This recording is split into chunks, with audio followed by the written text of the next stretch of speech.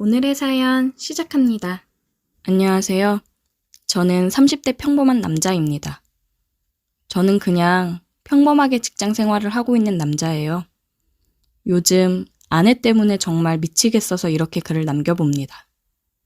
남들이 보면 아주 복에 겨운 소리를 한다고 할 테지만 저는 하루하루가 무섭고 힘이 듭니다. 제 아내는 같은 30대로 저보다 3살이 어립니다. 굉장히 이쁘고 매력적인 여자예요.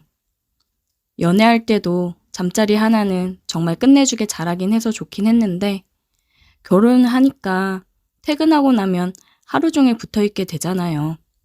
정말 시도 때도 없이 하려고 해서 미치겠습니다. 결혼 1, 2년 차 신혼 때는 마냥 좋았죠. 퇴근하고 가면 사랑하는 아내가 나를 위해 맛있는 저녁을 차려주고 같이 맛있게 밥 먹고서 뜨거운 사랑을 나누는 게 신혼 때는 다들 좋잖아요. 그게 신혼의 맛이기도 하고요.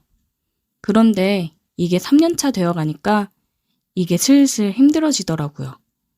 저는 일을 하고 피곤해서 좀 쉬고 싶을 때도 있는데 아내는 정말 매일 지치지도 않는지 자꾸만 부부관계를 하려고 합니다. 한 번으로 끝나면 그나마 다행이에요. 절대 한 번 시작하게 되면 한 번으로 끝내지를 않습니다. 그러면 저는 다음날 출근도 해야 되는데 너무 피곤하고 힘들어서 회사에서 일할 때도 지장이 생기더라고요. 그래서 아내한테 너무 피곤하다, 힘들다 얘기를 해봐도 사랑이 식은 거냐며 상처를 받아 우울해하는데 또 그 모습을 보자니 미안하기도 하고 마음이 불편해서 죽겠습니다. 회사에 가면 다들 저한테 집안에 무슨 일이 있냐고 물을 정도예요. 살도 많이 빠졌습니다. 아내야 전업주부니까 솔직히 저보다는 힘들지 않잖아요. 아이도 없는데 체력이 저보다는 많이 남아 돌겠죠. 근데 저는 가끔 야근을 할 때도 있고 그런데 야근한 날도 어김없이 저를 잡아먹으러 달려듭니다. 오빵! 오늘도 일하느라 많이 힘들었지? 내가 싹 풀어줄게요. 자기야, 나 오늘은 야근도 하고 너무 힘들다. 우리 오늘은 그냥 자자, 응? 뭐야? 자기 언제는 내가 이렇게 해주는 게 하루 피곤 날려준다고 좋아했으면서 왜 이렇게 변했어? 아니, 그게 아니라 진짜 너무 힘들어서 그래. 힘이 하나도 없어서 하지도 못할걸. 그건 걱정하지 마. 자기는 그냥 가만히 있어요. 내가 다 알아서 할게. 아내는 또 저를 잡아먹기 시작했습니다. 진짜 기가 쪽쪽 빨리는 기분이었어요. 위에서 아내는 너무 좋다는 표정을 하며 혼자 홍콩 갈 준비를 하더라고요. 매일이 너무 힘이 들었습니다. 그래서 요즘은 다른 사람 업무도 가지고 와서 제가 하는 편이에요. 차라리 야근을 하고 아내가 잠들었을 때 집에 들어가는 게 속 편하더라고요. 안 자고 기다리는 경우도 많지만 대부분 기다리다가 잠들면 저는 조용히 서재방 가서 일하다가 잠든 척 자다가 아침에 아내가 방으로 와서 깨우면 그때서야 깜빡 잠이 든 척 연기를 하며 일어나고는 했습니다. 회식이나 친구들을 만나서 술도 잘 안 마시는 편이었어요. 술을 잘 못하기도 하고 그냥 집에서 편히 쉬는 게 더 좋았거든요. 근데 요새는 먼저 우리 회식 안 하냐고 제안을 하기도 하고 친구들한테 연락해서 약속을 잡아서 술 마시고 집에 늦게 들어가고 그랬어요. 취해서 그냥 아내가 뭐라고 하든 대꾸할 정신도 없이 잠들어 버리자 싶었습니다. 근데 웬걸? 제가 취해서 정신이 있건 없건 간에 아내는 자기가 할 일을 열심히 하더군요. 술에 취해 제정신이 아닌데도 이게 잘 된다는 게 어이가 없었습니다. 이러나 저러나 아내는 자기 욕구를 채우기 바쁜데 괜히 술 마시고 야근하면서 내 몸 망치느니 그냥 집에 일찍 들어가자 싶더라고요. 하루는 아내랑 집에서 저녁을 먹고 있었어요. 자기야, 우리 술이나 한잔 할까? 저번에 선물 받은 와인 있지? 응, 있지. 갑자기 술은 왜? 그냥 자기한테 할 얘기도 있고 선물 받은 와인 마시나 볼까 해서. 알겠어. 내가 꺼내올게. 잠깐만. 저는 크게 심호흡을 하고 아내에게 얘기할 준비를 했습니다. 꺼내온 와인을 한 모금 했어요. 오빠, 이거 진짜 맛있다. 그러게 맛있네. 근데 자기야, 나 할 말이 있는데. 무슨 말? 오빠 할 말 있어서 술 마시자고 한 거구나? 응. 정말 자기가 내가 하는 말에 상처를 받지 말고 정말 진지하게 들어줬으면 좋겠어. 뭐야, 무섭게. 뭔데 그래? 자기야, 나 진짜 자기 너무 사랑하는 거 알지? 응, 알지.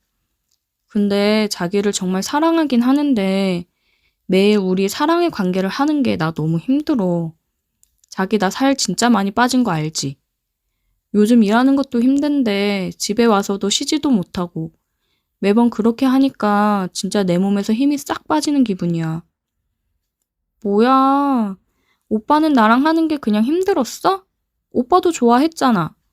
근데 왜 말을 그렇게 해? 아니, 좋지. 너무 좋은데 그게 정도가 좀 지나치다는 거지. 나도 나이 먹어가면서 예전 체력도 아니고 거의 매일 하니까 뭔가 미적지근한 느낌이랄까? 차라리 좀 뜸하게 하면서 분위기 제대로 잡아서 하면 우리가 더 뜨겁게 사랑을 나눌 수 있지 않을까? 너무 충격이야. 오빠는 나랑 하면서 별로 안 좋았다는 거네? 나만 좋아한 거잖아. 예전이랑 오빠 너무 달라졌어. 전에는 맨날 먼저 달려들고 그래 놓고 어쩜 이래? 아, 왜 그래? 그런 게 아니고 내가 요즘 체력이 많이 딸려서 힘들어서 우리 조금만 횟수를 줄이자고 얘기하는 거야. 응? 자기야, 삐지지 말고. 나 진짜 살 빠진 거 좀 봐. 나 회사에서도 너무 힘들단 말이야. 일단 오빠가 무슨 말 하는지 알겠어. 나 오늘 먼저 잘게. 오빠가 뒷정리 좀 해주라. 아내는 완전 시무룩해져서 방으로 들어갔습니다. 괜히 아내에게 미안하기는 했지만 제가 살기 위해서는 이 방법밖에는 없었습니다. 저도 일단 살고 봐야죠. 진짜 기가 쪽쪽 빨리면서 얼마나 힘든지 겪어보지 못한 사람은 모를 거예요. 저는 저렇게 잠깐 삐지고 말겠지 생각을 했습니다. 근데 그건 저의 착각이었어요. 아침까지 일어나지 않고 자고 있는 아내한테 볼뽀뽀를 해주며 출근하고 오겠다고 인사를 하고 출근을 했습니다. 아침까지도 기분이 다운되어 있는 아내를 보면서 기분이 썩 유쾌하진 않았지만 그런 아내를 뒤로하고 출근을 했어요. 퇴근하고 집에 가는 길에 아내가 좋아하는 빵을 잔뜩 싸서 들어갔습니다. 자기야, 나왔어. 응, 오빠 왔어? 내가 좋아하는 빵이네. 안 그래도 먹고 싶었는데. 고마워. 아내는 아침과는 다르게 기분이 매우 좋아 보였어요. 자기 좋아하는 거 잔뜩 사왔지. 저녁 간단하게 먹고 빵 먹자. 내가 저녁 준비할 테니까 옷 갈아입고 나와. 저는 좋아진 아내를 보고 다행이라고 생각하고 옷을 갈아입고 나갔어요. 짠! 오빠 건강 생각해서 내가 건강식으로 준비했지. 그리고 이거. 밥 먹고 꼭 챙겨 먹어. 이게 남자한테 엄청 좋은 영양제래. 이거 먹으면 안 되던 것도 되게 해준다고 엄청 유명해. 아내는 식사도 건강식에 남자한테 좋다는 영양제를 잔뜩 구매했더라고요. 아, 응, 고마워. 잘 챙겨 먹을게. 그거 먹고 오늘 한번 해보자. 약효가 얼마나 좋은지 봐야지. 아내는 제 체력 문제라 생각하고 영양제를 먹으면 괜찮을 거라 생각했어요. 그렇게 저는 또 기가 쏙 빨렸습니다. 그런데 약효가 있기는 한 건지 피곤하거나 힘들지는 않더라고요. 아, 도대체 이걸 어떻게 해야 하나 고민을 하던 차에 퇴근 후 더 어마어마한 게 저를 기다리고 있었습니다. 저녁을 먹고 아내는 저한테 약을 먹으라고 챙겨줬습니다. 그리고 저는 서재에서 잠깐 일을 하고 있었는데 아내가 들어왔어요. 주인님! 메이드복을 입은 아내가 들어왔습니다. 저는 사례가 걸려 헛기침을 했어요. 아니, 자기야 이게 뭐야? 오빠가 매일 똑같이 해서 지루해하는 것 같아서 내가 준비했지. 주인님, 뭐 필요하신 거 없으신가요? 제가 다 해드릴게요. 아니, 정말 힘들지만 메이드복을 입고 저에게 얘기를 하는 아내를 보니 정말 참을 수가 없더라고요. 저는 아내에게 달려들었습니다. 아이, 참 주인님, 너무 급하시다. 이쪽으로 오세요. 제가 해드릴게요. 그렇게 저는 힘든 줄도 모르고 아내랑 뜨거운 밤을 보냈습니다. 다음 날 아침이 되니 출근하기가 힘들더라고요. 퇴근을 하고 집에 가니 간호사 옷을 입은 아내가 저를 맞이하더라고요. 오셨어요, 환자분? 이쪽으로 오실게요. 이건 또 뭐야? 환자분, 오늘은 제가 아픈 곳을 치료해 드릴게요. 저는 또 그렇게 아내의 유혹에 넘어가 뜨거운 밤을 보냈어요.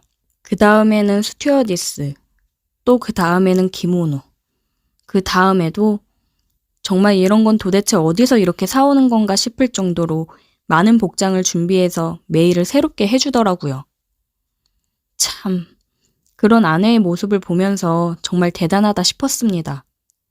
그래서 저는 이렇게 하다가는 안 되겠다 싶어서 자녀 계획을 세우기로 했습니다. 임신을 하면 지금처럼 관계를 자주 하지 못하고 아이가 태어나면 육아하느라 지쳐서 여자들은 관계 생각이 안 난다고 하더라고요. 저에게는 아이만이 제가 숨 쉴 수 있는 유일한 길이라고 생각을 했습니다. 저는 아내에게 이런저런 말로 구슬려 아이를 갖자고 얘기했어요. 우리 아이 가질 때도 되긴 했지. 근데 나는 아직 이렇게 오빠랑 둘이 알콩달콩 지내는 것도 좋은데. 에이, 자기야. 나도 나이가 있고 우리 신혼 즐길 만큼 즐겼고 아이 태어나면 또 다른 가정에 행복이 생긴대. 우리도 이제 슬슬 아이 생각해야지. 조금이라도 젊을 때 낳아야 고생 덜한데. 자기 출산하고 그러면 내가 진짜 열심히 옆에서 같이 육아할게. 그렇게 저는 아내를 꼬셨고 아내는 아이를 갖는 거에 동의를 했습니다. 저희는 그래서 열심히 날짜 계산을 하며 임신 준비를 하고 있습니다. 제발 빠르게 임신 성공해서 예쁜 아이를 낳아 육아에만 전념하여 행복하게 살 수 있게 기도해 주세요. 오늘의 사연 여기까지입니다. 오늘도 들어주셔서 감사해요. 구독, 좋아요, 알림 설정 부탁드려요. 어릴 적부터 나는 가난과 함께 자랐다. 부모님은 돈 때문에 싸우는 일이 잦았고 그 싸움 소리는 집안 곳곳에 울려 퍼졌다. 형제들끼리 서로 눈치만 보며 지내는 날들이었고 돈이 없으면 사랑도 없다는 걸 아주 어릴 때부터 몸소 깨달아야 했다. 동네 친구들도 사정은 비슷했다. 자기 방에 있는 애들은 부잣집 아들이나 누릴 후사였고 용돈 한 번 받아본 적 없는 친구가 대부분이었다. 어느 날 친구 녀석이 쓰레기장에서 주워온 낡은 축구공을 가지고 동네 애들이 모여 신나게 놀던 기억이 아직도 난다. 그렇게 작은 것에도 기뻐할 수 있었던 시절이었지만 가난은 늘 우리의 발목을 잡고 있었다. 중학교에 올라가면서 뺑뺑이로 학군 좋은 부촌 학교에 배정받았다. 겉으론 좋은 기회라고 했지만 사실 내겐 그게 또 다른 지옥이었다. 친구들은 점심시간마다 최신 휴대폰을 꺼내 들고 자랑했고 주말이면 해외여행 이야기가 오갔다. 나는 그 애들 사이에서 괜히 주눅이 들어 책상만 보고 있었다. 내가 다른 세상에 살고 있다는 걸 매일같이 느꼈다. 가진 것도 없고 배운 것도 없고 나의 미래는 그저 가난의 연장선처럼 보였다. 시간은 흘러 어영부영 30대가 되었다. 하지만 상황은 크게 나아지지 않았다. 한 달 월급은 바닥을 기었고 그마저도 유흥비로 다 써버리며 자포자기하는 날들의 연속이었다. 여자친구? 그런 건 내 인생과는 거리가 멀었다. 결혼은 아예 꿈도 꿀 수 없는 얘기였다. 내 인생에 빛이 들어올 날이 있을까? 매일같이 자문했지만 답은 늘 같았다. 없다고. 그렇게 하루하루를 살던 어느 날, 한 여자가 내 인생에 등장했다. 그녀는 부유한 집안의 사람이었다. 처음엔 그냥 나를 친절하게 대하는 사람이겠거니 했지만 그녀는 매번 나를 볼 때마다 살짝 미소를 지으며 말을 건넸다. 정태 씨, 우리 정태 씨, 오늘 저녁은 먹었어? 우리 집에 와서 밥 먹을래? 솔직히 그 말에 내 마음이 덜컥 내려앉았다. 밥 한 끼가 이렇게 크게 느껴질 줄은 몰랐다. 그녀의 집밥은 내게 무언가를 떠올리게 했다. 내가 잊고 살았던 따뜻함과 안락함이었다. 우리는 자연스레 서로의 집을 오가게 됐다. 집밥을 먹으면서 그녀의 이야기를 들었다. 그녀는 결혼 생활 동안 남편에게 사랑받지 못했고 아이를 낳지 못했다는 이유로 쫓겨났다고 했다. 나는 내 흙수저 인생 이야기를 들려줬다. 그녀는 말했다. 정태 씨도 참 고생 많았겠어. 우리는 술을 한 잔씩 나누며 서로의 상처를 어루만졌다. 서로의 결핍을 채워주는 관계가 되어갔던 것이다. 나는 그녀가 받지 못했던 남편의 사랑을, 그녀는 내가 어릴 적 느끼지 못했던 모성을 서로에게 주었다. 돌아보면 우리는 참으로 잘 맞는 사람들이었다. 어느 날 늦은 퇴근길에 그녀가 차 트렁크에서 커다란 상자 하나를 꺼내는 모습을 보고는 나도 모르게 한치의 망설임 없이 그녀에게 다가가 짐을 들어주겠다고 했다. 아줌마, 무거워 보이는데 제가 들어드릴게요. 어머나, 안 그래도 되는데 괜히 나 때문에 미안해서 어쩌나. 이웃사촌인데 뭐 어때요. 더군다나 바로 옆집에 사는데 서로 돕고 살아야죠. 고마워요. 별 말씀을요. 라면 박스만한 크기의 짐은 생각보다 묵직했다. 그래도 남자다운 모습을 보이기 위해 짐들을 번쩍 들어올려 문 앞까지 옮기자 그녀는 나를 의식하며 보드라운 머리칼을 한번 쓱 쓸어 올리더니 총각 그렇게 안 봤는데 힘 좀 쓰네 그래. 그러면서 옅은 웃음을 지어 보였다. 이상하게도 그 순간 살짝 설레어오는데 나조차도 놀라고 말았다. 이 느낌은 도대체 뭐지 내가 왜 반응하는 거지? 고마워서 어쩌죠? 그녀는 한층 말투가 상냥하고 희죽희죽거리며 웃고 있다. 시원한 음료라도 한잔하고 갈래요? 네, 주시면 좋죠. 저는 거부 같은 거 잘 못하거든요. 특히 예쁜 여자가 하는 말은 더더욱이요. 호, 총각도 참, 말도 참 이쁘게 하네. 여기 예쁜 여자가 어딨다고 그래? 어디 있기는요. 제 바로 앞에 계시잖아요. 역시 집안에는 남자가 있어야 한다니깐. 남편분은 어디 가셨어요? 나 혼자 살아요. 이혼했거든요. 아, 그러셨구나. 그럼 남자가 필요하면 연락 주세요. 언제든지요. 어머나, 그럼 나야 고맙지. 종종 오늘같이 힘쓰는 일이 필요할 때가 있더라고. 꼭 힘쓰는 거 아니더라도 생각나면 연락 줘요. 그럼 우리 서로 연락처 교환할까요? 정태 총각이라고 저장해 두세요. 그럼 난 은호가 줌마. 잠시 소파에 앉아 이런저런 이야기를 나누는데 유달리 이혼녀란 걸 강조한다. 뭐야? 나한테 어필이라도 하고 싶은 거야? 사실은 아줌마 미용실 앞을 몇 번 지나쳤는데 갈까? 말까? 고민만 하다 못 갔어요. 하하. 왜 오시지? 그랬어요. 지나갈 때마다 여자 손님들밖에 없어 부끄럽던데요. 호호. 뭐가 부끄럽다는 거예요. 낯을 많이 가리시나 보다. 가까이서 지켜본 그녀는 나보다 12살이 많았지만 외적인 조건은 또래 여성들보다 어디 하나 빠지지 않는 사람이다. 물론 내 눈에서 말이다. 시간이 흘러 따스하다 못해 여름이 가까워질 무렵 장마철이었다. 퇴근하고 동네 마트에 들러 이것저것 사고 있었다. 은호가 줌마도 장을 보러 나왔는데 마주치게 되어 인사를 하게 되었다. 내 바구니를 보시더니 순라면밖에 없네. 그런 거만 먹으면 몸 상해요. 혼자 사는 총각이 뭐 해먹을 순 없고 이게 제일 간편하다라고 말을 했다. 그러니 총각 차 타고 왔죠? 이따 좀 태워주면 안 되나? 마침 밖에는 비도 부슬부슬 오는 터라 난 마지못해 알겠다고 말씀을 드리고 함께 장을 보게 되었고 그녀를 태우고 집까지 데려다 주었다. 근데 밥 혼자 먹기 그러면 이따가 자기 집으로 오란다. 한창 먹을 나이에 제대로 된 밥도 좀 챙겨 먹고 다녀야지. 라면만 먹으면 몸 상한다고 힘써야 할 때 제대로 힘도 못 쓴다며 집으로 날 초대했다.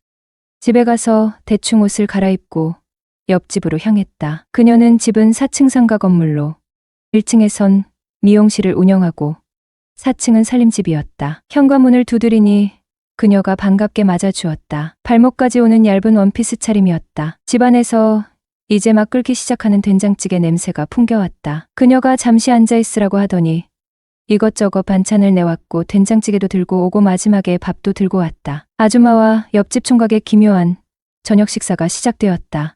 와, 저 집밥 진짜 오랜만에 먹어봐요. 살짝 눈물 날라 그러네. 그래, 많이 먹어요. 맛은 어때? 입맛에 맞나요? 네, 너무 맛있어요. 안 뺏어 먹으니깐 천천히 먹어. 그렇게 허겁지겁 식사가 끝나고 아줌마가 치우려고 할 때 가만 앉아있기 민망해서 그릇 몇 가지를 집어들면서 일어나려고 하자 아줌마가 그냥 앉아있으라고 한다. 난 한사코 아닙니다. 도와드려야죠. 밥도 얻어먹었는데 라고 하면서 그릇을 싱크대에 넣고 식탁 위에 있는 티슈로 식탁도 이리저리 닦았다. 대충 정리하고 뻘쭘하게 있었다. 근데 이번엔 아줌마가 앉아서 과일도 좀 먹고 가라고 하신다. 어머, 저 오늘 개 탔네. 완전 풀코스로 얻어먹고 가네요. 그치. 이왕 대접하는 거 확실히 해야지. 어정쩡한 것보단 낫잖아. 안 그래? 그쵸. 뭐든지 어정쩡한 건 별로죠. 마트에서 같이 장 보며 산 키위를 내오시고 아줌마가 키위를 깎아주신다. 그나저나 총각은 언제 결혼할 거야? 연애 상대도 없는데 무슨 결혼이에요? 이것저것 재지 말고 한 살이라도 어릴 때 장가 가는 게 좋아. 뭐 능력만 되면 벌써 갔죠. 요즘 여자들이 워낙 영악하잖아요. 정태 씨 정도면 괜찮은데 왜? 집도 없고 물려받은 재산도 없고 월급도 박봉인데 뭐가 괜찮다는 거죠? 남자답게 생기고 힘이 좋잖아. 특히 허벅지도 튼실하고 말이야. 뭐라고요? 내가 화들짝 놀라니까 꼭 돈이 많아야 결혼하는 것도 아니고 직업이 좋아야 미인을 만나는 것도 아니거든. 호호. 그녀는 알 수 없는 미소를 지었다. 그럼 아줌마는 뭐 주로 보시는데요? 나도 예전엔 남자의 경제적인 능력을 많이 봤는데 이젠 성격이랑 속궁합을 더 중요시하지. 그녀의 직설적인 대답에 내 얼굴이 다 후끈거렸다. 그럼 전 아줌마 같은 여자를 만나야 되는 거네요. 호호, 눈치는 빠르네. 그녀의 미용실을 찾았다. 소파에 기대 TV를 보고 있다가 문 여는 소리에 몸을 헥하고 돌리는데 눈이 마주치자 그녀가 환하게 웃으며 총각, 우리 미용실에 드디어 왔네. 아, 네. 제 머리가 직모라서 이발을 자주 하는 편인데 앞으로 자주 올게요.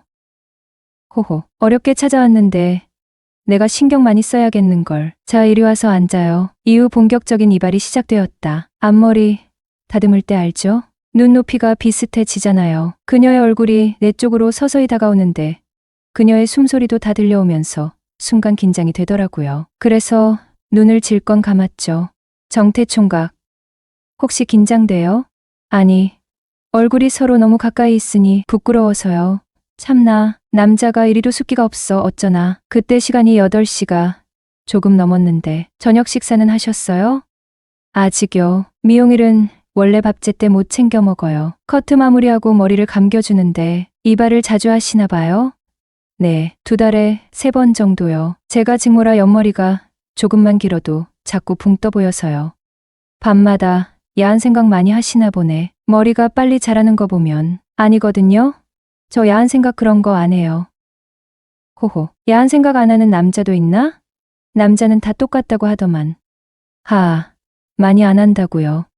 그는 32살에 3살 많은 남편하고 결혼했답니다. 결혼할 때 나이가 적은 편이 아니라서 아이가 생기면 바로 낳기로 했다는데 처음 아이가 유산이 되었고 병원을 가서 유산된 이유를 물어보니 유산은 특별한 원인을 찾을 수 없는 경우인데 앞으로 습관성 유산으로 발전할 가능성이 크다고 했대요. 그리고 도저히 안 되면 시험관을 하는 게 낫다고 의사 선생님께서 말씀하셨답니다.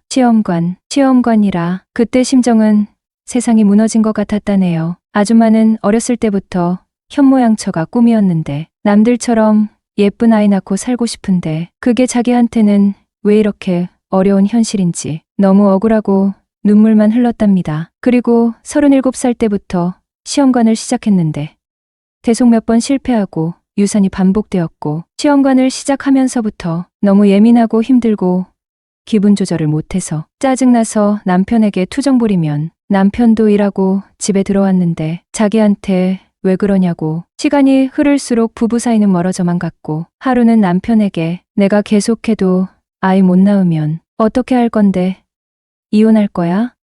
남편은 아무런 대답도 못했답니다. 집안 장손인 남편이 아이를 갖고 싶은 건 당연했던 겁니다. 그 일로 매번 싸우고 한 번은 남편이 자기도 힘들다며 더 이상 참고 못 살겠다고 시험관이고 뭐고 다 때려치자고 화를 내서 그 일로 이혼을 했다더군요.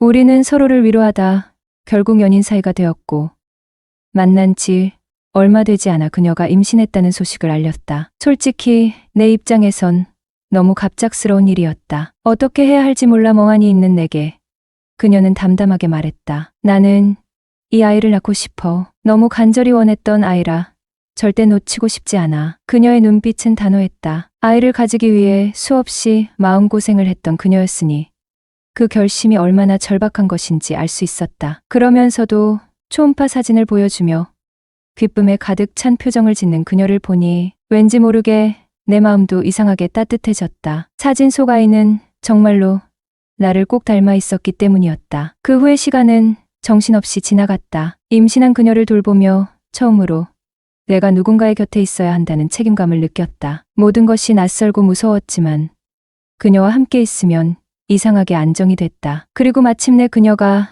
아이를 출산했을 때 나는 그 작은 생명을 품에 안고 삶이 완전히 달라지는 순간을 맞이했다. 이후 진행된 친자 확인 검사에서 아이가 내 아이라는 결과가 나왔고 내 마음속에 조금 남아있던 의구심마저 사라졌다. 물론 혼인신고는 쉽지 않았다. 그녀가 나보다 12살 연상이라는 사실은 나뿐 아니라 우리 주변 사람들에게도 큰 충격이었다. 특히 가족들은 걱정이 많았다. 너보다 나이도 많고 이혼 경력까지 있는 여자를 왜 굳이라는 말도 자주 들었다. 결국 우리는 모두의 반대에도 불구하고 혼인신고를 마쳤다. 집에서는 난리가 났지만 그녀가 아이를 품에 안고 울며 말했다. 정말 고마워. 너도 우리 아이도 내가 이렇게 행복해도 되는 걸까 싶을 정도야. 그녀의 말에 대답 대신 꼭 안아줬다. 우리의 사랑은 처음부터 쉽지 않았지만 그렇기에 더 단단해졌다. 지금도 나는 가끔 초음파 사진 속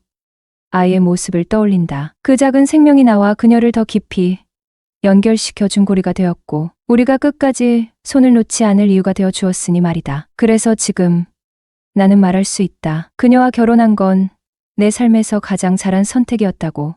그녀도 아이도 우리 셋이 함께하는 이 삶도. 진정한 사랑은 장애물을 뛰어넘고 편견을 깨뜨리며 두려움을 이겨내는 힘이 있다. 안녕하세요.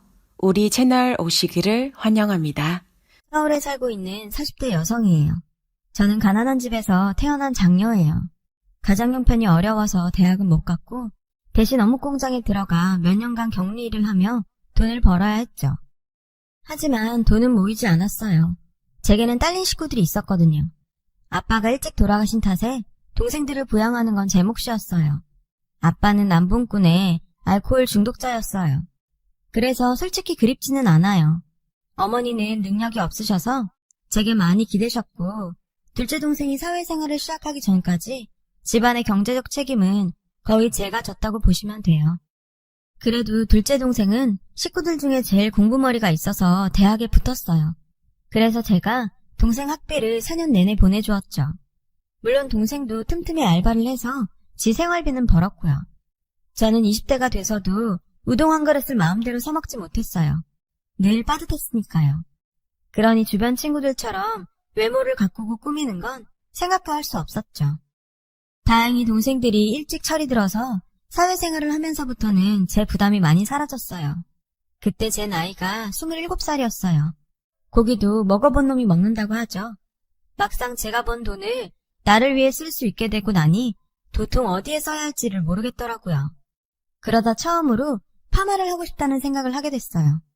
형편 탓에 매번 미용실에 가서도 커트만 했거든요. 앞머리 같은 건 그냥 집에서 대충 잘랐고요. 미용실에서 파마를 하고 거울을 보는데 제 모습이 너무 마음에 들지 뭐예요. 그날부터 제 꿈을 미용사로 하기로 했어요. 미용사가 되면 제 파마는 공짜잖아요. 그렇게 저는 평일에는 격리 일을 하고 주말에는 미용학원을 다니며 자격증을 땄어요. 솔직히 몸은 힘들었지만 마음이 그렇게 가벼웠던 적이 없어요. 자격증을 딴 뒤 저는 꽤 규모 있는 헤어샵에서 스텝으로 일하며 경력을 쌓았어요. 남편은 제 첫 커트 손님이었죠. 전 첫 손님을 맞자 너무 당황한 나머지 망치고 말았어요. 손님 머리에 500원짜리 동전만한 땜빵을 만든 거죠. 정말 크게 혼이 날 게 분명했어요. 최악의 경우엔 해고였고요. 그런데 남편의 반응은 의외였어요. 괜찮아요. 어차피 머리는 또 자라니까. 대신 저랑 커피 한잔 하실래요? 저는 미안한 마음에 남편과 커피를 마시게 되었어요. 그렇게 얘기를 나누다 보니 자연스레 남편에 대해 알게 되었죠. 남편은 저보다 3살 연상으로 인테리어 시공을 하고 있었어요. 정말 재밌는 사람이었죠. 함께 있는 내내 웃음이 떠나질 않았어요. 마치 오랜 시간 알고 지낸 사람 같았어요. 제가 돈은 없어도 이 마음 하나만큼은 진또백이거든요. 먹고 살기 바빠 제대로 된 연애 한번 못해본 저로서는 남편이 첫사랑과 마찬가지였어요. 그렇게 남편과 저는 연애를 시작했고 3년간의 연애 끝에 우린 결혼을 했어요. 저는 그동안 모은 돈으로 동네에 작은 미용실을 차렸어요. 미용실 인테리어는 남편이 손수했고요. 그 덕에 돈도 많이 아낄 수 있었고 가게에 애착도 더 생겼어요. 남편 집안도 그리 넉넉하지 않았어요. 시부모님이 시골에서 농사를 짓고 계셨거든요. 부모 도움 받아 살 처지가 아니었던 남편과 저는 열심히 살았어요. 남들 다 쉬는 일요일에도 쉬지 않고 일을 했죠. 그렇게 둘이 합심해서 열심히 일한 덕분에 결혼 5년 차에는 대출을 끼고 낡은 빌라도 구입할 수 있었죠. 드디어 반지하를 탈출하게 된 거죠. 볼품없는 집이기는 했지만 그래도 우리 손으로 마련한 첫 집이라서 마냥 행복하기만 했어요. 집을 마련한 우리 부부는 이제 아이만 생기면 되겠다고 생각했어요. 그동안 사는 게 바빠서 따로 자녀 계획을 세우진 않았지만 그래도 늘 염두하고 있었거든요. 그러던 어느 날 시어머니께서 전화를 하셨더라고요. 사촌동생에게 빚보증을 서주었다가 집이 넘어가게 생겼다고 하시더군요. 면목 없지만 도와달라고 할 때라고는 너희밖에 없구나. 이번 한 번만 도와주면 안 되겠니? 엄니, 저희한테 그럴 돈이 어딨어요. 저번에도 저희가 돈 드렸잖아요. 이번엔 저희도 정말 안 돼요. 저는 정말 눈 딱 감고 모르는 척하고 싶었어요. 사실 그동안 시어머니가 저희 집에서 받아간 돈이 한두 푼이 아니었거든요. 남편 동생들의 결혼식 비용, 각종 크고 작은 경조사비까지 끝도 없었죠. 저희도 넉넉한 형편이 아니라는 걸 아시면서도 매번 저희한테 기대셨죠. 그때마다 이렇게 말씀하셨고요. 너희는 돈 들어갈 애가 없잖니. 애만 있어도 내가 이런 부탁 안 했다. 총수한테는 비밀로 하고, 알았지? 제 아킬레스건을 건드리시며 당신 아들한테 함구하란 말도 잊지 않으셨죠. 그럴 때면 전 아무 말도 할 수 없었어요. 어머님 앞에서 저는 어쨌든 애 못 낳은 죄인이니까요. 결국 이번에도 시어머니의 돈 문제를 해결해 드리기로 했어요. 그 즈음 저는 단골 손님이 늘어 하루 종일 서서 일을 해야 했어요. 너무 무리를 했던 탓일까요? 저는 손님 머리에 염색을 하던 중 그만 그대로 쓰러져 버렸지 뭐예요. 손님의 신고로 구급차에 실려갔다는데 기억이 하나도 없었어요. 눈을 떠보니 병원이더군요. 이런저런 검사를 한 뒤 결과를 확인한 의사 선생님이 제 침상으로 오셨어요. 그런데 표정이 좋지 않더라고요. 그리고 의사 선생님 입에서 나온 말은 너무나 충격적이었어요. 환자분, 임신하신 걸 모르셨나요? 임신 초기라 안정이 필요했는데 안타깝지만 유산되셨습니다. 몇 가지 검사를 더 해봐야 할 것 같으니까 일단 안정을 취하고 계세요. 믿을 수가 없었어요. 제가 임신이라뇨. 저는 제가 임신한 줄도 몰랐거든요. 알았다면 그렇게 무리하지 않았겠죠. 단지 스트레스 때문에 생리가 며칠 늦는다고 생각했을 뿐인데. 유산됐다는 얘기를 들은 남편은 그 자리에서 엉엉 울었어요. 의사 선생님 말이 제가 자궁이 약한 편인데 유산 후에 상태가 더 안 좋아져서 임신 확률이 희박해졌다고 하더라고요. 청소년병력과도 같은 말에 저는 아무 말도 할 수 없었어요. 그저 눈물만 흐르더군요. 그날 이후 저는 한동안 우울증에 빠져서 미용실도 열지 않고 집안에 틀어박혀 지냈어요. 여보, 나는 자식 낳으려고 당신이랑 결혼한 거 아니야. 난 당신만 있으면 돼. 그러니까 다른 생각하지 말고 서로만 보고 살자. 응? 우리만 행복하면 되는 거야. 시래에 빠져있던 저를 구한 건 남편의 따뜻한 말 한마디였어요. 그렇게 저희 부부는 둘이서 서로를 바라보며 열심히 살았어요. 하지만 전 잘 알고 있었어요. 남편이 아이들을 좋아한다는 걸요. 가끔 남편과 장을 보러 마트에 가면 그이의 눈은 어김없이 마트에서 뛰어다니는 아이들한테 가 있었거든요. 저는 그 모습을 못 본 척 해야 했어요. 들만 지나면 적적할 것 같아서 우리는 유기견 센터에서 잡종 강아지 한 마리를 데려와 키우게 되었어요. 전에 살던 집에서 파양당했다는데 그렇게 그늘진 표정의 개는 처음 봤어요. 마치 자기가 버려진 걸 아는 것만 같았죠. 그래서 더더욱 녀석을 보다듬게 됐어요. 이름은 콩이라고 짓고 자식처럼 키우게 되었죠. 수제 간식도 해먹이고 어디를 가든 늘 데리고 다녔어요. 그러던 어느 날 생리가 끊겼어요. 유산 몇 달 후부터는 꼬박꼬박 주기를 넘긴 적이 없었거든요. 저는 날짜 계산을 해보고 임신일 거라고 생각했어요. 100% 불임이 아닌 확률이 희박한 아님이었기 때문에 임신 가능성이 있다고 믿었으니까요. 저는 떨리는 마음으로 일단 산부인과를 찾아갔어요. 괜히 섣불리 남편에게 알렸다가 혹여 실망하는 모습을 보게 되지 않을까 걱정이 됐거든요. 그런데 불행은 늘 예기치 못한 순간에 찾아오는 건가 봐요. 간단한 검사를 하고 로비에서 결과가 나오기를 기다리고 있었어요. 병원에는 배가 볼록 나온 임산부와 그런 아내를 따라온 남편들이 많이 보이더라고요. 나에게도 저런 날이 올까 생각하며 눈시울을 붉혔어요. 그때였죠. 간호사가 제 이름을 부르더라고요. 안내에 따라 진찰실에 들어가 보니 의사 선생님이 기다리고 계시더라고요. 환자분께 어떻게 말씀드려야 할지 보호자분은 같이 안 오셨나요? 의사 선생님은 저를 보시며 한동안 말씀을 아꼈어요. 절대 좋은 소식이 아니란 걸 직감했죠. 선생님, 괜찮으니 말씀해주세요. 제가 무슨 병이라도 걸린 건가요? 가벼운 거겠죠? 자궁경부암이었어요. 그것도 3기요. 내가 암에 걸렸다니 믿을 수가 없었어요. 병원에서 나온 저는 혼자 바다를 보러 갔어요. 오만 가지 감정이 튀어나왔죠. 세상이 원망스럽고 왜 나한테만 이런 시련을 주는 건지 화가 나고 억울한 마음뿐이었어요. 그 순간 많은 생각이 들더군요. 가족 중 한 명이 아프면 가족 모두가 환자가 된다고 하잖아요. 저야 곧 죽을 수도 있지만 남겨질 남편이 너무 걱정되었어요. 저밖에 모르는 착한 사람이니까요. 집에 들어오자 남편은 걱정 가득한 얼굴로 어딜 갔다가 이제야 오냐고 하더군요. 그런 남편을 보니 눈물이 날 것 같았어요. 하지만 남편 앞에서 눈물을 보일 수는 없었어요. 그랬다가는 남편이 제 병에 대해 눈치채게 될 테니까요. 다른 건 몰라도 남편에게 제 병수발을 들게 하고 싶지는 않았어요. 그러기 위해서는 남편한테만큼은 철저히 비밀로 붙여야 했어요. 저는 남편 몰래 암투병을 시작했어요. 치료 후 수술을 해야 하는 상황이었는데 그때까지는 비밀로 하고 싶었어요.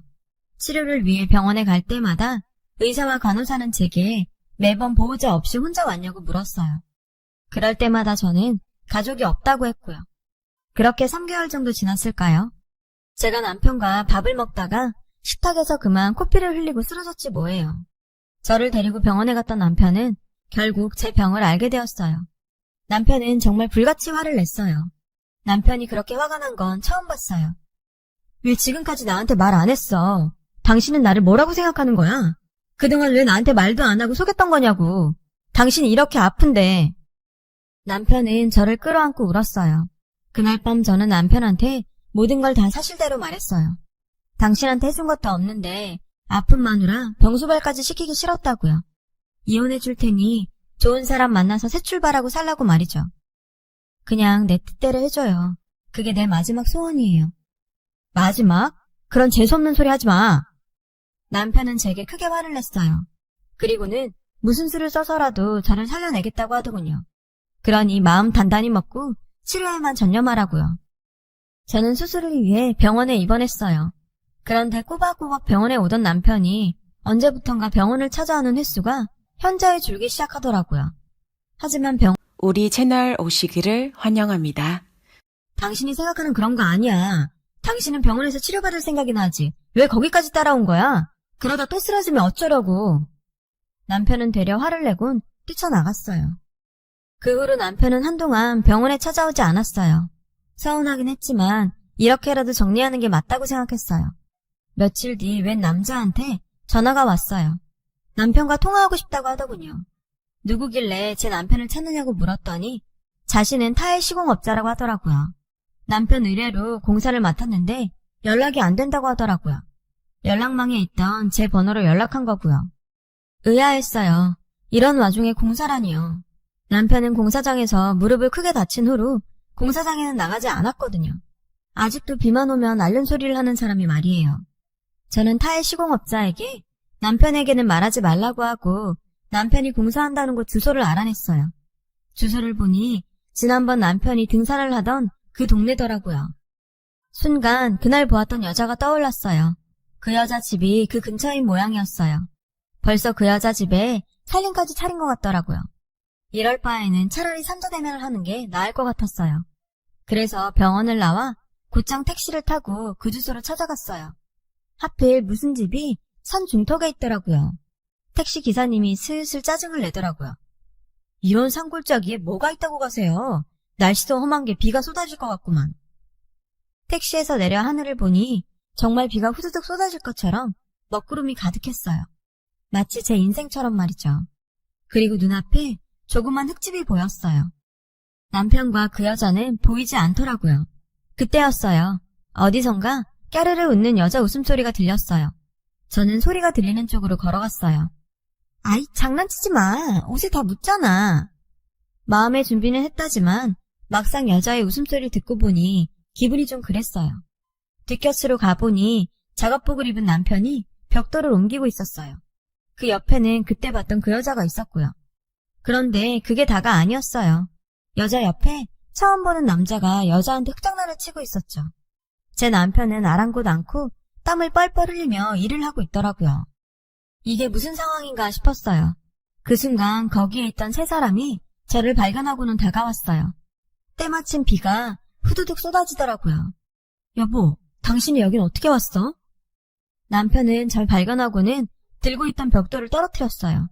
저는 현기증이 나서 바닥에 주저앉았죠. 남편은 저를 부축해 흙집으로 데리고 갔어요. 여보, 진작 말했어야 했는데 미안해. 당신 생일 선물로 이 집을 지어주고 싶었어. 다 지으면 말하려고 했는데. 알고 보니 남편은 저를 위해 전국에서 암치료에 좋다는 재료를 구해다가 흙집을 짓고 있었던 거예요. 그 말을 듣고 저는 엉엉 울고 말았어요. 사모님, 울지 마세요. 몸살 나요.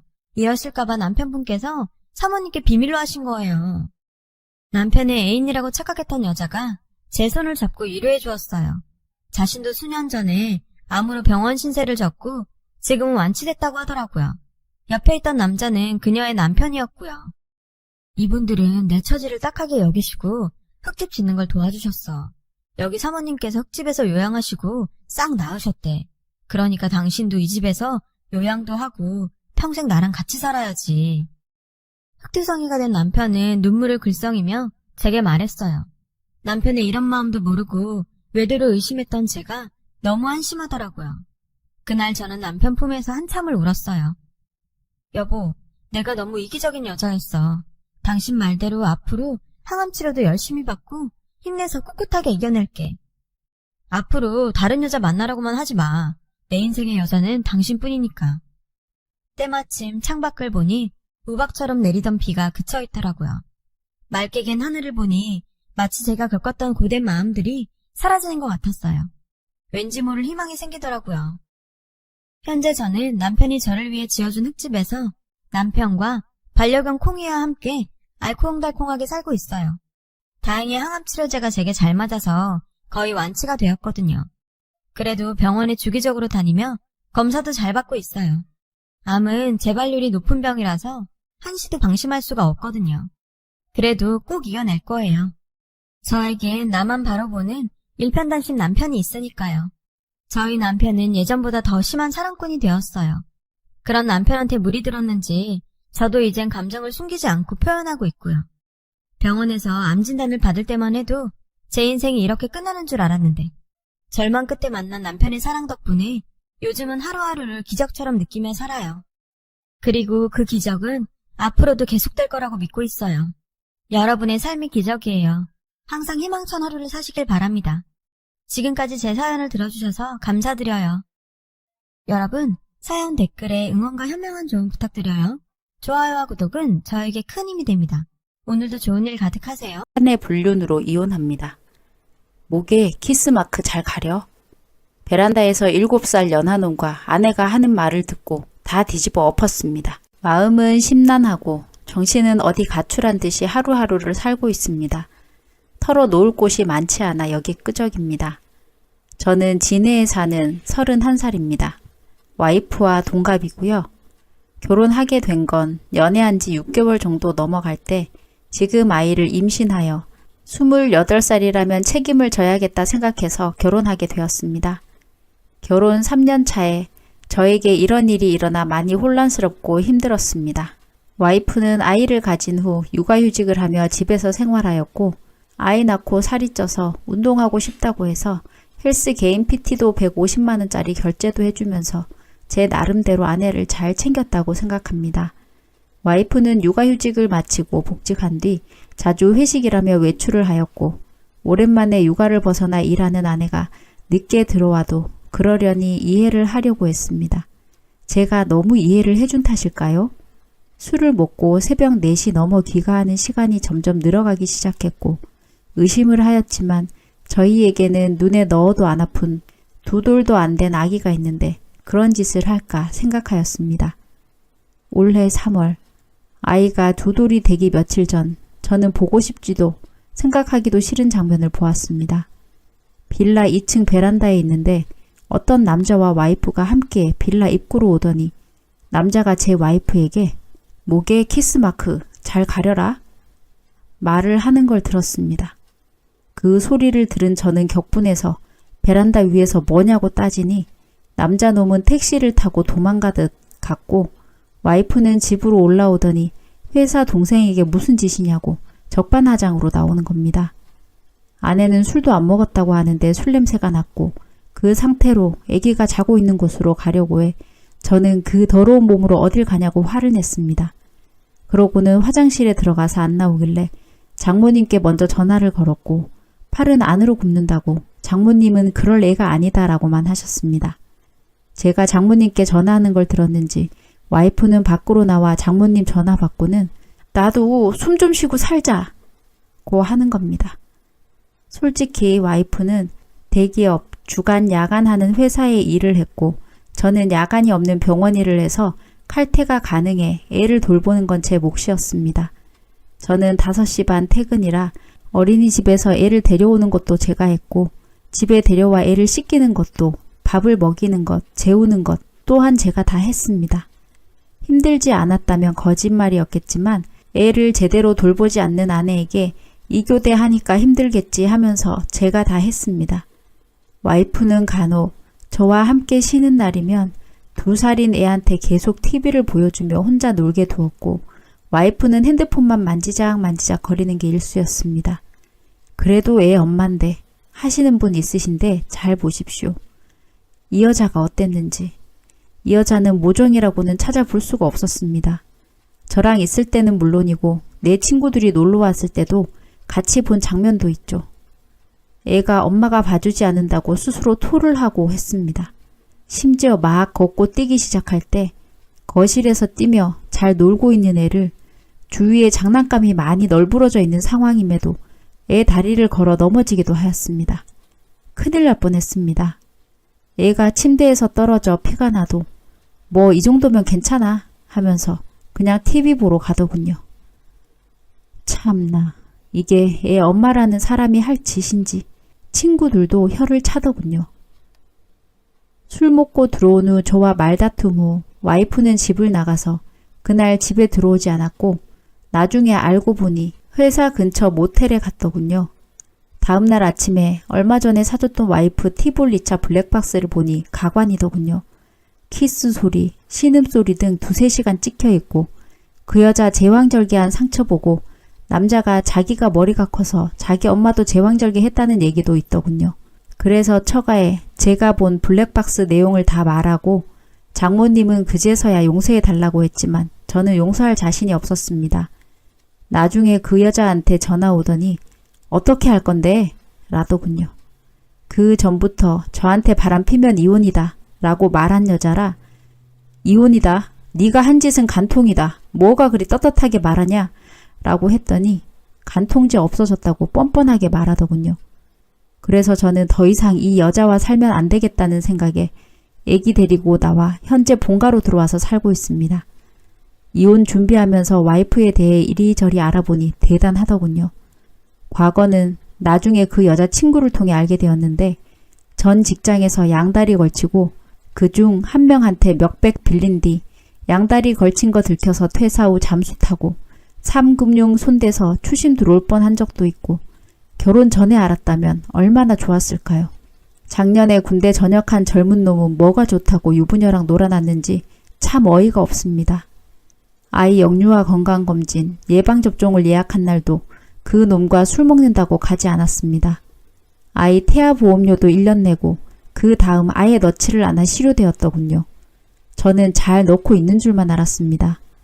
와이프는 저에게 정확한 월급에 대해 이야기를 해준 적이 없어 거의 생활비는 제 카드로 결제를 했던 상황이라 와이프의 카드 내용을 제가 잘 몰랐습니다. 그런데 와이프의 카드 결제 내역을 보니 정말 한숨만 나오더군요. 한 달에 월 200~300씩 쓰고 있었고 벌써 카드 한도 초과까지 썼더라고요. 그런데도 그놈 자취하는 곳 주위에서 이불 74만원어치 샀더군요. 참 같이 살림 차릴 생각인지. 연애 시절부터 쭉 이 여자 때문에 항상 힘들긴 했습니다. 사람들 앞에서 뭐 안 주는 거는 예사고 친구의 친척들과 모이는 자리, 모처럼 대학교 친구, 고등학교 친구들이 모이는 자리에도 전화로 거기는 왜 갔냐, 지금 당장 집에 들어가라, 그럴 시간에 나를 보러 오라고 떼를 쓰고 화를 내고 욕하는 게 다반사였습니다. 집착이 병적으로 심했습니다. 저는 미련하게 좋아서 그러겠지 하며 넘긴 것을 땅을 치고 후회하고 있습니다. 친구들 커플끼리 놀러 갈 때도 자기 맘에 안 드는 게 하나라도 있으면 바로 버스를 타고 혼자 집에 가고 집에 가서 전화로 화내고 욕하고. 더 웃긴 일도 있습니다. 결혼식 전날 친구 커플들끼리 모였습니다. 분명히 그 여자한테도 얘기를 했고요. 다음날 임신 때문에 술을 마시면 안 되니 저보고 혼자 가서 놀라고 했습니다. 친구들끼리 재미있게 노는데 수시로 전화가 오더군요. 나 빼고 노니까 재밌냐고, 집에 빨리 안 들어가냐고, 뭐 하는 짓이냐고.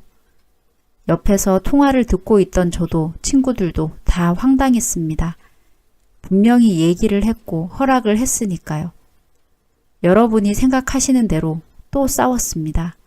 그래도 다음날 결혼식이니 잘 풀리길 바라면서 집으로 귀가를 했죠. 결혼 후에는 참 저한테 심한 말을 많이 했습니다. 특히 우리 부모님을 무시하기 일쑤였습니다. 너희 집에서 해준 게 뭐가 있냐, 너희 집이 그렇게 잘났냐 등등. 뭐 다른 며느리들이 흔히 얘기하는 시댁? 전혀 그렇지 않습니다. 우리 어머니는 그 여자가 전화하기 전까지는 절대 하지 않으셨습니다. 할 말이 있으시면 저를 통해서 하였지만 그것 또한 집안 행사 관련 얘기였습니다.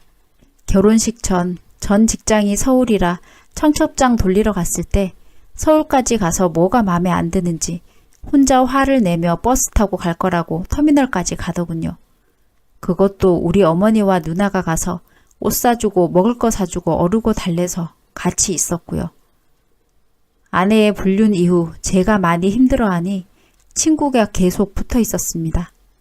혹시나 제가 사고를 칠까봐. 그 당시 제 눈은 거의 돌기 직전이었으니까요. 간통죄 없어졌다. 갈 때까지 가보자. 오히려 적반하장 그 여자가 먼저 이혼 조건을 달더군요. 그리고 이틀 후 법원에서 만났습니다. 저는 친구에게 같이 동행해 달라고 부탁했습니다.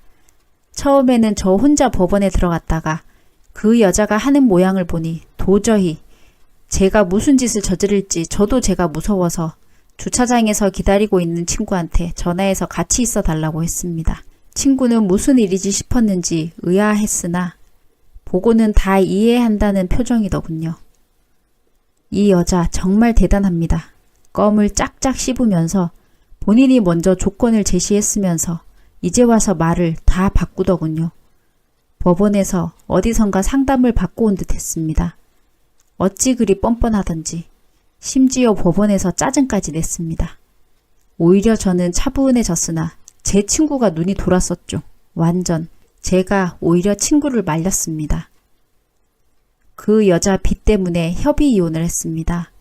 소송으로 가도 재산 분할해야 된다는 변호사님의 조언으로 재산 분할 안 하고 위자료 대신 빚은 저쪽에서 알아서 하는 것으로 공중받고 협의를 하고 상간남에 대해서는 소송을 걸어 위자료를 받았습니다.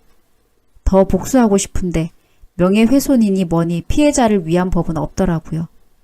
회사 년놈들 이름 다 까벌리고 싶지만 애기 아빠로 범죄자가 되면 안 될 것 같아 참고 있었습니다.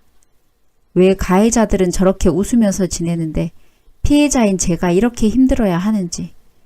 대한민국 법은 가해자를 위한 법인 것 같아 분통이 터졌습니다. 작성하다 보니 다시 화가 나는군요. 정말 많이 힘들었습니다. 부모님의 권유로 친자 확인 검사를 진행했는데 다행히 제 아이는 맞더군요.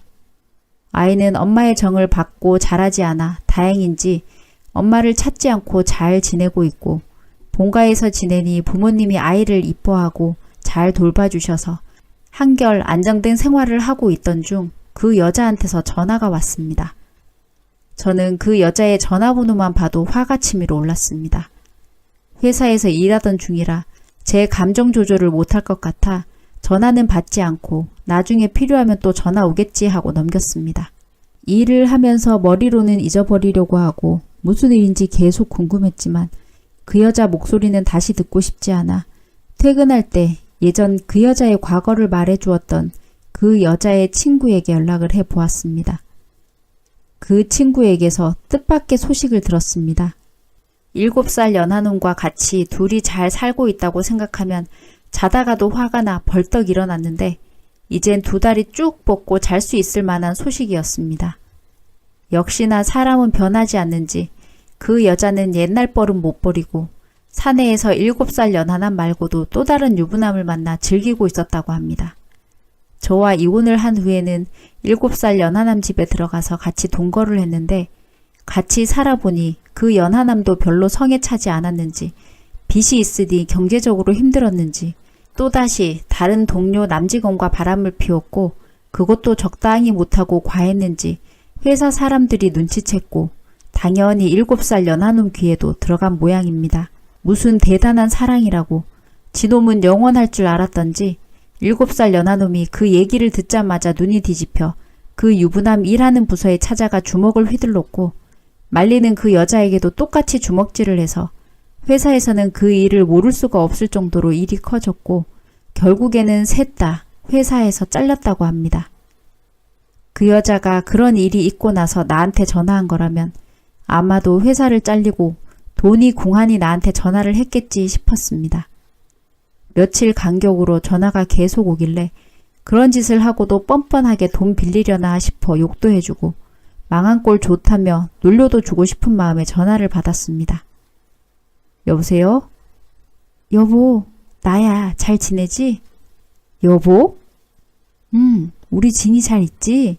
진이 보고 싶어서 전화한 거야. 당신도 그렇고. 애도 나 찾지 않아? 밤마다 엄마 보고 싶다고 울고. 그래서 자기도 힘들 텐데 진이 보러 한번 갈게. 갑자기 없던 모성애가 생겼나 보네. 무슨 꿍꿍이야? 그런 거 없어. 내가 혼자 지내다 보니까 당신이랑 우리 진이 생각이 많이 나서 참다 전화한 거야.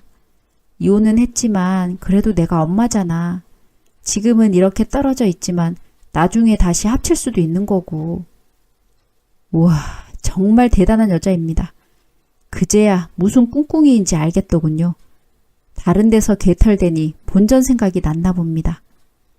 그런 짓을 하고도 태연하게 애 핑계로 돌아올 생각을 하다니 정말 두 손 두 발 다 들었습니다. 저는 그 여자 절대 받아줄 마음도 없고 우리 진이는 엄마 보고 싶단 소리 입 밖에도 내지 않습니다. 아빠, 할머니, 할아버지가 다입니다.